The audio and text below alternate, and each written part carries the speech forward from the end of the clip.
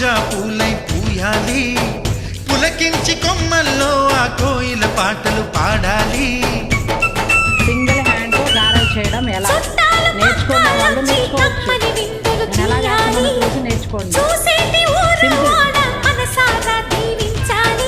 నలుగురు కలిసి చేతులు కలిపి మన కలలన్నీ పండించాలి.